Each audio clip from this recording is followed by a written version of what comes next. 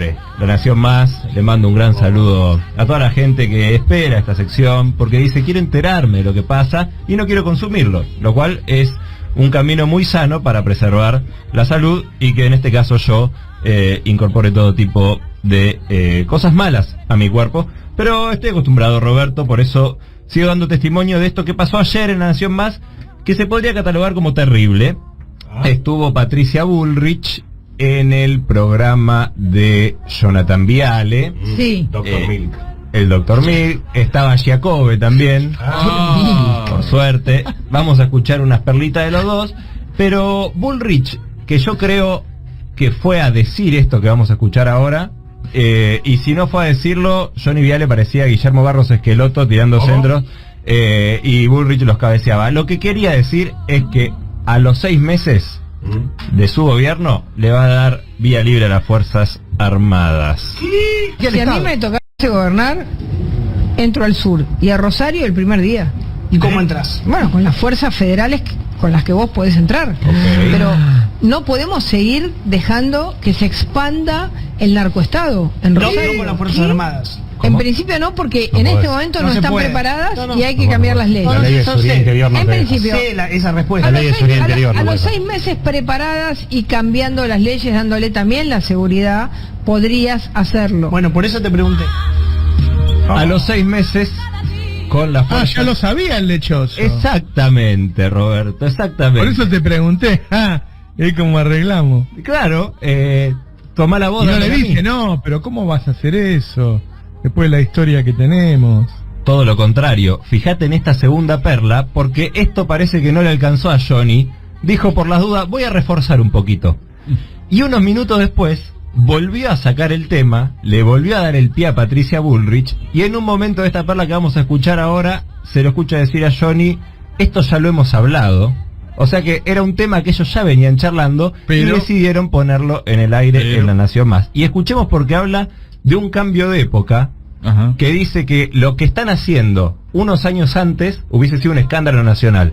¿A qué se refiere? A la propia pregunta que él le está haciendo. Están tanteando absolutamente todos los límites. Escucha. Al no cambiar la ley, las Fuerzas Armadas tienen miedo. ¿Por qué? Porque tienen miedo de que después les caiga el peso de la ley. Entonces, algo, yo creo A ver. que la cosa está para cambiar porque hay un cambio cultural. Totalmente. Nosotros los periodistas, esto alguna vez lo hablamos, la gente, la sociedad no se animaba ni siquiera a hacer esta pregunta que te hice yo recién de las Fuerzas Armadas en el 2015, 16, 17, porque no sé qué, porque represor, porque Videla, porque la derecha. Yo noto un cambio cultural en los últimos años en la Argentina, para mí muy bueno, que nos permite tener discusiones culturales que antes no nos animábamos a tener. Esto mismo que yo te pregunté hace 5 minutos, si yo te lo preguntaba cuando vos eras ministra de Seguridad, era un escándalo nacional. Una barbaridad que planteemos eso. Era Videla, Sí, claro. era el solo hecho de preguntar. Lo sigue siendo, maestro, Lo sigue siendo. Mirá vos. Así que ellos ya venían charlando esto, lo habían Lo hablado. único que le faltaba al era pedir milicos, ¿no? Totalmente, y dice que es un cambio cultural que a él le parece muy positivo. Sí. Lo reafirma. Claro, no, lo toma con entusiasmo. No es que hizo la pregunta, repreguntó y se quedó como diciendo, bueno, se te cargó vos, Bullrich. El otro día Marcelo Larraqui, el periodista, historiador, hizo, a propósito de, había hecho un comentario de la película, le salieron los trolls macristas a matarlo con 1985, y él dijo, bueno, la verdad que los que critican 1985, ¿por qué no se sinceran y escriben 1976? ¿no? Claro.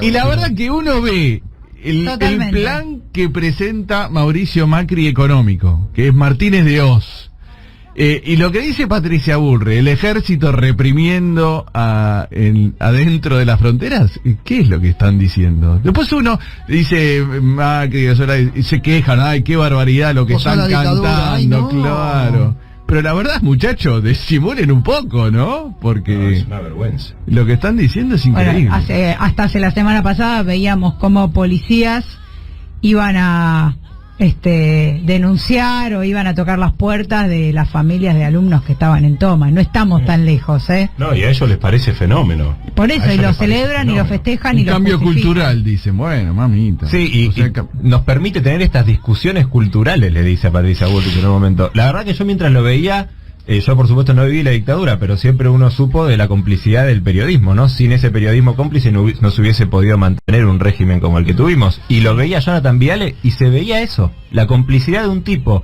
que utiliza ese micrófono para construir con la otra persona un sentido común, en este caso de que ahora sí se puede volver a hablar de traer a los milicos. Es impresionante. Y en ese mismo canal, el señor Feynman y otros hablaban hace pocos días de total normalidad.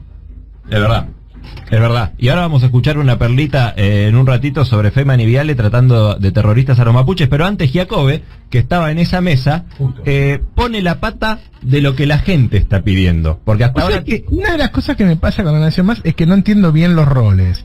Giacobbe es un consultor, tiene una empresa. ¿Qué hace sentado ahí siempre? Es un panelista ahora también, evidentemente. Lo presentan como consultor, pero se metió en el pase de Viale, de Feynman. Es como Silvina Martínez, que es de Carrió, es política y está sentada ahí. O sea, no entiendo, y habla como si fuera abogada anticorrupción. Sí. No, dice que Giacobbe va y hace las consultas ahí entre los empleados de la Nación Más y ya se queda. Es posible, tampoco está ese límite entre los políticos. Luis Juez, por ejemplo, parece un panel, o sea, yo estimo Luis Juez es un panelista. Estimo que le están pagando como panelista. Y bueno, si no lo están estafando. Si no lo están estafando, realmente. Vamos a escuchar a Giacobbe, que pone la pata de lo que está pidiendo la gente. Hasta ahora teníamos una Patricia Bullrich del lado de la política diciendo que va a traer a los militares. Johnny Viale del lado del periodismo diciendo que va a traer a los militares. Vamos a ver lo que dice la gente y qué pide la gente, y sobre todo si después la gente se banca lo que pide o algo así. Giacobbe, consultor independiente. No funciona si no hay del otro lado una opinión pública que se pueda bancar las consecuencias de las medidas que está pidiendo. Digo, si tenemos del otro lado una sociedad argentina que es lo suficientemente histérica como para pedirle a los políticos representen estos cambios, pero frente al dolor que van a producir no se lo bancan, estamos construyendo la siguiente tragedia. 55% de la gente quiere que a los piqueteros en el 9 de julio le den palo, que los repriman directamente. Después nos bancamos la foto de la señora ensangrentada con el bebé en los brazos. El 70% de los argentinos quieren que los planes sociales se reduzcan o se cancelen. ¿Nos bancamos el dolor de eso o no? Digo, cuando los encuestadores salimos, investigamos lo que quiere la gente, se lo decimos a los políticos. Los políticos van y después si lo actúan, es evidente, ¿ok? Es decir, ahí la opinión pública da lo que llamamos permiso social. En este caso, para intervenir a corazón abierto, para ser el traumatólogo de lo que viene. Después hay una opinión pública que se va a bancar el dolor de hacer 5, 6, 7 sesiones seguidas o no. No, y si quien tenga que gobernar en el 23, sea quien sea, va a tener el valor necesario para tomar la lapicera, la billetera, y firmar las órdenes que tiene que firmar. Por eso te digo, estamos hablando de cosas bravas, porque de pico ya sabemos, ¿no? De pico somos todos guapos. Somos todos machos. Por eso, de pico los políticos son todos guapos. Ahora, cuando se sientan ahí, un montón de cosas, ¿no? Entre otras, la billetera era para él, ¿no? Me parece. O sea, son todos guapos para romperle y ensangrentar a la madre con el hijo en la... Me parece terrible. O sea, es un sincericidio al mismo tiempo porque se están haciendo cargo de cuáles son sus valores. Sí, o sea, lo están diciendo, por eso, y lo que ellos quieren, exacto, pero no se hacen cargo de que ellos también se van a tener que bancar, ¿no? Lo que dicen es, bueno, es el político, no. Los que están pidiendo este tipo de cosas son ustedes. O sea, háganse cargo también desde ese lugar. Por supuesto que para ellos después se van a lavar las manos. Eso fue la pregunta de Majula Macri el otro día. Exactamente. ¿No? Te vas a bancar los muertos. Y Giacobbe ya viene con esta línea. Hace un par de meses pasamos una perla que decía una cosa bastante parecida. Y fíjate una parte cuando él dice, bueno, los consultores salimos a ver qué quiere la gente, eso se lo llevamos a los políticos y los políticos actúan en consecuencia. Sí, la opinión pública como habilitante de este tipo de medidas, lo dijo muy claramente. Opinión pública que construye él directamente, anda a chequearlo, anda a chequear la metodología que usa. Fue a la Estación Constitución a preguntar sobre los piquetes y los planes sociales, ¿no? Claro, el 55% pide palo para Giacobbe. Y vamos a cerrar con esta de Viale y de Feynman, porque por supuesto que salieron a caracterizar a los mapuches como terroristas directamente, y los comparan. En otra parte de La Nación Más habló Vidal y Seferino Reato, que los comparaban, que decían que era como si Alberto Fernández se hubiese ido a sentar con los kelpers directamente. Alberto Fernández, que se juntó ayer con referentes mapuches en San Martín de los Andes, y esto no le gustó a Abbott y Costello, como le diría Roberto, y hicieron una analogía. A ver con quiénes los compararon. A ver, es importante que todos entendamos qué es lo que están... Es toda una forma de tomar posición esta, ¿no? Sí, es una declaración de principio. Pero por supuesto, el presidente del lado de los terroristas. Claro, exacto. No me imagino tampoco al presidente, no sé, de España, sea del signo que sea, sentado en una mesa con la bandera de la ETA. Con la ETA, bueno. ¿Cómo? ¿Están comparando a los pueblos originarios con ETA? Sí. Exactamente. No lo puedo creer. Pueblos originarios que tienen el artículo 75 de la Constitución, inciso 17, el reconocimiento pleno de su preexistencia en el Estado Nacional Argentino, para ellos son terroristas. Sí. Ya, si esto no es cruzar un límite, esto, a ver si vamos atando cabos entre las cositas, ¿no? Esto, llamar al ejército, bueno, están avisando que se viene una construcción... Bueno, es que van hacia un estado fascista, claramente. Sí. Hacia una sociedad fascista, ¿eh? Porque el periodismo vil genera una sociedad vil, la envilece. Totalmente. Y nunca han tenido tanto poder de fuego como tiene hoy el periodismo. Entre ellos nunca se contradicen, nadie frena al otro. No. Bien, nosotros decimos algo que está fuera de lugar, si che, mirá, qué sé yo, parece no tanto. Ellos nunca se frenan, están todos cebados y van y dicen cualquier cosa. Y lo atamos con lo que decíamos antes, no tienen consecuencias. No hay consecuencias. Por ahora no. ¿Qué sé yo? En general tarde o temprano la hay, es decir, se salvan por ahí las empresas, pero no los periodistas, ¿viste? Los periodistas que no han podido volver, los periodistas de la dictadura no han podido volver. Fernández Barrio volvió 35 años después. ¿Qué sé yo? Claro. ¿Viste? Quedás, la gente que se expone de esta manera, y en algún momento no va a poder estar en el aire. Hay algunos que se escaparon, digo, del Moro, la gente por ahí se olvidó lo que hizo del Moro. Del Moro, los 4 del macrismo, fue terrible lo que hizo. Bueno, ahora hace programa volumen para que la gente se olvide. Estos muchachos están ahí, en el frente de batalla. Sí, Fantino también ahora se hace el que está enojado con Clos y Viñolo y se cansó de hacer dulce llevando a D'Alessio y un montón de gente nefasta a su programa, edulcorando la Vidal. Los animales sueltos estuvo entre lo peor que hemos tenido. Después, el pseudo mapuche me hace acordar, porque el K es un pseudo humano. Sí. Un humanoide. Al que se le pueden hacer algunas cosas y no tiene costo. Yo leo lo que dicen de Mayán, ¿viste? Que bueno, que se muera. Ese discurso de odio tan fuerte. Y decirle pseudo es, primero, claro, para no pelearte con los pueblos originarios, que no queda bien, ¿no? Y después es eso, es decir, bueno, yo primero te saco, ya no sos más un sujeto, pongo en duda tu identidad, y después te hago lo que quiero, ¿no? Traslado a una mujer embarazada, la meto en cana. Hay que tener mucho cuidado con eso, ¿eh? Hay que tener mucho cuidado. Sí, yo creo que también en cierta medida, te lo comentaba la semana pasada, el gobierno actúa presionado por el gobierno de Río Negro, que lo tiene como un aliado provincial, y ellos le reclamaban que hiciera eso. Me parece que hubo, y el presidente Alberto Fernández lo sintió, y de hecho ayer estuvo, ¿no? Se sacó una foto con... Sí, en Neuquén. Claramente reaccionó con eso, claro. Porque además no es su perfil, no es su personalidad, la verdad. No lo es. Por eso tampoco me prendo. Yo veo con mucha gente ahora por ahí lo mata, Aníbal. Yo no me voy a prender porque me parece que uno tiene que saber que las personas tienen que contextualizar sus hechos, ¿no? Es bueno, personas que han luchado siempre, un día hace algo que ni siquiera es un error, es algo que está mal y hace algo mal. Pero vos tenés que contextualizar, si no somos todos iguales, ¿no? No podés decir que Aníbal es burro, ¿viste? No es así. Pero bueno, hay que tener cuidado con eso, por eso me parece muy saludable, tanto que hagan este acto del 17 de octubre, como que se vaya conformando un bloque de gente probadamente con convicciones y que se la banca, digamos, ¿no? Porque va a haber una prueba para los próximos años, ¿no? Totalmente. ¿Quién se la banca y quién cambia de banca? ¿No? Claro, totalmente. ¿quién se va con ellos?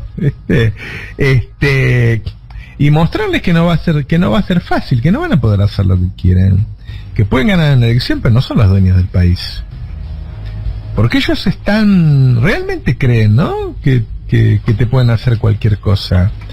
Y yo creo que no es tan fácil. Y no es cuestión de decir no tengo miedo, ni hacerse nada. Me parece que por la historia argentina, hay cosas que no se pueden hacer, ¿no? Totalmente. Y ellos supuestamente creen que esa opinión es mayoritaria. Quiero creer yo que no es mayoritaria en el país. Es que seguro que no lo es, o por lo menos con la cantidad de personas que no están dispuestas a soportarlo, alcanza. Recordemos el 2x1. Claro. ¿No? Tuvieron que dar marcha atrás. Entonces no es que pueden hacerlo, yo creo que es un error. Creo que hay parte de ellos que se dan cuenta que es un error. Por eso la reacción al libro. Y creo que el mismo Larreta se da cuenta de que es un error. Que sigue siendo el que tiene mejor imagen por lejos, está lleno de encuestas truchas, ¿no? Pero que él se da cuenta que es un error, que se van a poner el gobierno de sombrero si quieren hacer eso. Sí. No importa si lo haces yo me acuerdo, había un jugador, Perfumo, de Racing, que jugó en la selección, que decía que te rompía la pierna en los primeros 3 minutos porque los árbitros no echaban en los primeros 3 minutos. Claro. Y después con el tiempo los árbitros empezaron a echar en los primeros 3 minutos. O sea, no es que vos porque lo hagas en las primeras 4 días podés hacer cualquier cosa. No es tan fácil, ¿no? Sí, pero yo lo que creo ahí, Roberto, es que yo coincido, me parece que tenemos una cultura además de resistencia y de lucha por nuestros derechos que es única, diría, en la región incluso, pero me parece que hay ciertas prácticas que a la gente la asustan, ¿no? Y acá te están avisando directamente algo que es obvio, que su modelo de país no cierra sin represión. Y después esa resistencia hay que darla en la calle, como pasó cuando quisieron hacer la reforma laboral, la reforma previsional, y ahí es muy importante la conducción, ¿no? De los sindicatos, de las organizaciones, de los espacios políticos, porque ese avance al que están ya decididos y lo vienen anunciando sin ningún tapujo, requiere de una resistencia colectiva muy fuerte, muy fuerte. Bueno, por eso el movimiento popular se tiene que preparar para ganar o para saber resistir. Sí. Porque todo pasa por la organización. Exacto. Todo pasa por la organización. Y hay que sacarse de encima a los dirigentes que traicionan. ¿No? En todos esos sindicatos donde hay traidores hay listas opositoras, ¿no? Hay listas antagónicas. Hay que prepararse para ambas cosas. Me parece saludable que se empiece a hacer algo. Eso, después veremos. Y tampoco es que uno está seguro de que no lo van a poder hacer. Uno piensa que no lo van a poder hacer. Acá hay dictaduras que no han podido hacer cosas. Dictaduras, ¿no? Y es difícil volver a hacer una barbaridad como la que se hizo en el 76. Ni siquiera pienso que los actores tengan las mismas intenciones, porque las comparaciones, es decir que todo igual, no es riguroso y no sirve. Pero me parece, y lo hablé ayer con un montón de personas de ambos lados, que el libro expresa una serie de ideas que tiene Macri en la cabeza que no parecen viables. ¿No? Pensá que él le quiere hacer todo eso a una sociedad que está muy empobrecida. Claro. Está muy empobrecida, ¿no? ¿Qué sé yo? Bueno, esperemos, no sé. Una actitud positiva sirve, Alexis, ¿eh? Sí, total. No, es que me pasa, a ver, hoy justo venía compartiendo unos mensajes con un amigo respecto de un informe que hizo el FMI y de lo que se proyecta va a ser para muchos países el año próximo bastante peor que este, porque va a haber una economía recesiva. Sí. Entonces venía un poco preocupado, venía caminando hoy para la radio y venía un poco preocupado porque me interesa la construcción política, porque milito, porque pienso en el futuro, porque me asusta lo que puede pasar dentro de un año si no somos capaces de elegir como tenemos que elegir, si no nos unimos bien a nivel conducción. Y pienso eso, ¿no? Si nos volvemos a encontrar con un gobierno como el de Macri, va a ser muy difícil. Y mi preocupación, que encierra ese cierto pesimismo, al mismo tiempo para mí es combustible y me pone a pensar en cómo hago yo para hablar con mis compañeros de laburo, con mis vecinos, con el que me cruzo en el bondi, en donde sea, para explicarle la importancia de defender lo que se ha construido más allá de lo que nos quieren meter en la cabeza, porque lo que se viene de lo contrario es gravísimo, es gravísimo. Bueno, hay una responsabilidad nuestra como comunicadores muy grande, ¿no? Viste que ellos mezclan todo de los últimos 70 años como si todos los años hubieran sido iguales. Sí, ¿no? Prescinden de la dictadura, prescinden de todas las variables, de un montón de cosas, meten todo ahí en la bolsa y le cierra fenómeno en su discurso. Porque cuando cuentan los años de peronismo, Menem es peronista, y después al otro día le hacen un homenaje como le hicieron ayer, ¿no? Muy bueno. Se pongan de acuerdo. Sí, por eso el documento del 17 es muy importante, porque está en disputa el sentido del peronismo también. Cuando te mezclan un Menem con una Cristina, están intentando licuar el significante. Entonces, que haya un documento que ponga blanco sobre negro sobre lo que es la doctrina justicialista, y para el Día de la Lealtad se termina convirtiendo en el Día de la Lealtad a la doctrina justicialista, que no es todo lo que está bajo el sello del partido justicialista. Claro. Vos hoy decías en el pase, a propósito de que somos siempre los mismos, cuando hablabas de lo de la película, porque viste que parece por ahí el macrismo nada, ¿no? El macrismo la critica a la película porque no es antiperonista. Ellos reclaman que sea antiperonista la película, ¿no? Que supuestamente el peronismo era el que provocó la violencia, después no integró la CONADE. Quieren que todo eso esté en esta película, que de juicio, nada que ver.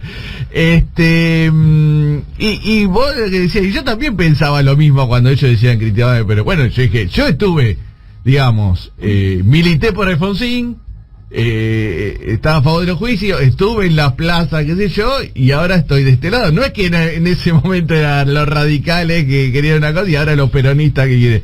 No, en muchos casos somos los mismos, que en un momento estábamos de un lado y ahora somos de ese mismo pueblo, ¿no? O el mismo pensamiento. Además, viste, por eso yo digo de que armemos una plataforma del destape y qué sé yo, porque los que cambian son ellos. O sea, yo tengo mis ideas desde nada, que tenía 13 años. Y mi abuelo era peronista y mi viejo era peronista, pero yo empecé mi militancia en los derechos humanos. Entonces, si cuando voy a una elección, por más que nosotros hayamos sido los que pusimos los muertos, de hecho se llevaron 2 compañeros míos de la secundaria, el candidato dice, yo voy a amnistiar a los milicos, claro. Digo, yo no puedo votar. Totalmente. Yo no puedo votar. Entonces voté a Alfonsín. Después aparece un Menem que indulta y que te lleva el 20% de su ocupación. Bueno, yo no lo puedo votar en la reelección, yo no puedo votar. Entonces, el que cambió es Menem, yo no cambié. Claro. ¿Entendés? Vos seguís queriendo revolución productiva y salariazo. Claro. Entonces va a decir, pero ¿cómo? ¿Votaste una vez a uno? Entonces, sí. Por eso digo que el destape instale eso. Decir, nosotros pensamos esto. ¿Qué sé yo? Si hay un candidato del peronismo bien cercano a esto, magnífico. Ahora, si el candidato del peronismo va a ser un tipo que diga, bueno, no sé, entreguemos el litio, entreguemos el gas, entreguemos el petróleo, qué sé yo, flexibilización laboral, es decir, si va a ser un Menem, bueno, no va a ser el candidato del destape, porque no va a ser el candidato que nosotros queremos. Entonces, el tema no es, uno no es peronista como es hincha de Boca, que nunca va a cambiar, porque ya está. ¿Viste? Porque esto no es así, que juegue mal y no importa, yo lo voy a ver aunque juegue mal. Esto no es así. Por lo menos yo no lo veo así. Yo entiendo que muchos sí, yo tengo amigos que quiero mucho, que votaron al peronismo, siempre hagan lo que hagan. Bueno, yo no. La verdad que yo no. O sea, yo después de que Menem indultó, que para mí es mi columna vertebral de pensamiento, el tema de los derechos humanos, soy de esta época, me crié en la dictadura, qué sé yo. Entonces eso de decir no, tenemos que ir a ver 1985 y tenemos que ver qué hacía cada uno en ese momento. Además está bastante claro, digo, los obreros que llevaban de la fábrica eran peronistas, los estudiantes éramos peronistas, digo, siempre fuimos eso. Ahora, después el que dijo de juzgarlo fue Alfonsín, no fue Luda. Claro. Esa es la verdad. La verdad que incluso la película le quita un protagonismo a Alfonsín, que era el protagonista de esa época. Era más importante que Trasera, no era Trasera el hombre importante. Era Alfonsín el hombre importante. Pero bueno, a mí me parece fantástico que la hayan hecha. Pero digo, discutir, decir que el peronismo se tiene que hacer cargo, que yo me tengo que hacer cargo, no sé, de lo que hizo Menem, yo no, la verdad que no. ¿Quiénes estaban? Digo, estaba Neustadt a favor de Menem, no yo. Claro. ¿No? Entonces no son equipos de fútbol los partidos. Yo entiendo, el que está adentro, el que es orgánico y qué sé yo, viste, después verá, algunos se van, ¿no? ¿Te acordás del grupo de los 8? No, Chacho Álvarez. Claro, algunos se van. Porque hay cosas que uno no transige. Uno puede decir, bueno, no, porque ahora estos 3 meses vamos a hacer un ajuste, bueno, está bien. Ahora, si a vos te dice vamos a indultar a los genocidas, no me parece negociable. Claro. ¿No? Entonces, digo, los partidos no son como un equipo de fútbol, que uno tiene siempre esa camiseta, hagan lo que hagan. Hagan lo que hagan. Entonces me parece una discusión inútil que la quieren meter adentro de la grieta, muy tirada de los pelos. Muy tirada de los pelos, ¿no? Claro. Además, no sé, yo la seguí un poco a Juliana, Di Tulio. Sí. Digo, está claro que se llevaban a los delegados peronistas, se llevaban a los estudiantes peronistas, eso está claro. Está claro. Ahora, después, si la dirigencia de ese momento apoya la amnistía, bueno, yo no te puedo votar. Totalmente. ¿Por qué ganó Alfonsín? En cierta manera ganó, o sea, ese peronismo de Luder, Herminio Iglesias, Lorenzo Miguel, representaba una cosa que la gente no quería para ese momento. Lo que quería era representar el peronismo debió renovarse antes. Claro. ¿No? Fue y claro. Y Alfonsín, bueno, además recuerden, ¿no? Era el que lo puede recordar, era un gran orador, y era un hombre muy creíble en lo que decía, vos te dabas cuenta que él realmente pensaba eso, y entonces generaba una ilusión, generaba una ilusión. Lo más es como ahora, ¿no? Digo, ¿qué es lo más importante del gobierno de la pandemia? Entonces, ¿qué era lo más importante en ese momento? Y la salida de la dictadura, el que mejor expresara la idea de democracia. Y el que mejor expresaba la idea de democracia en ese momento era Alfonsín. Sí, igual al interior del radicalismo tenía resistencia, porque de la Rúa y Balbín no estaban en la misma línea que él. Es que lo natural del radicalismo no es Alfonsín, es una anomalía del radicalismo. ¿No? Bueno, Trócoli, que era de la línea de Balbín, ahí lo muestra en la película, ¿no? Hablando de la teoría, que mal que queda Trócoli en la teoría de los 2 demonios, ¿no? Pero es que lo natural era eso, además es muy difícil comparar, porque por ejemplo Alfonsín hizo todo eso, pero no recibía a las madres. No recibió a Cortázar, ¿se acuerdan cuando vino Cortázar? Claro. O sea, las cosas no son blancas o negras, no son tan lineales, qué sé yo. Y está bien, la película tiene que hacer un recorte, el recorte lo hizo el director, bueno. A mí me parece que hace bien que esté en este momento la película. Roberto, hace bien, lo que pasa que tiene que ver con un momento histórico muy particular, que era el momento donde la teoría de los 2 demonios servía para quitarle el caudal político a las víctimas del terrorismo, ¿no? En el sentido de que no se hablaba del peso político de la militancia, sino que se hablaba de su humanidad, de que también eran personas. Después, la parte política de la militancia se recuperó años después, no en ese momento. En ese momento se trataba de hacer referencia a que, bueno, que eran jóvenes, que eran inocentes, pero no se hablaba de la militancia política. Eso se recuperó después con la discusión política y con la incorporación de nuevo de, digamos, del valor de lo que... Porque en ese momento se trató como de limpiar, de angelizar a quienes habían sido las víctimas, los desaparecidos. La cuestión política se recuperó después porque también es parte de un momento histórico. Los actores iban cambiando de lugar, ¿no? Digo, a ver, si hay protagonistas de recobrar la democracia, para mí son las madres, ¿no? Totalmente, claro que sí. No fue Alfonsín el sin duda, sí, claro. Fue el que leyó bien el momento. Y a mí me parece que la sociedad cambia con la CONADEP después, cuando se entera. Sí. Por eso digo que el tema de que la gente se entere de lo que pasa es muy importante. Y bueno, lo que había pasado era lo suficientemente fuerte como para conmover a cualquiera. Era muy difícil tomar otra posición una vez que aparecen la gente diciendo a mí me torturaron, a mí claro, la evidencia. Y bueno, era muy fuerte, claro. Fue una aberración a nivel internacional, ¿no? O sea, fue una conmoción mundial enterarse de eso. Ahora, el público, el que durante la dictadura iba con el cartel de Somos Derechos Humanos, y que decía que las madres eran unas locas, después de la CONADEP cambia. Y ahora volvió a cambiar y sigue diciendo que las madres son unas locas. ¿No? Sí,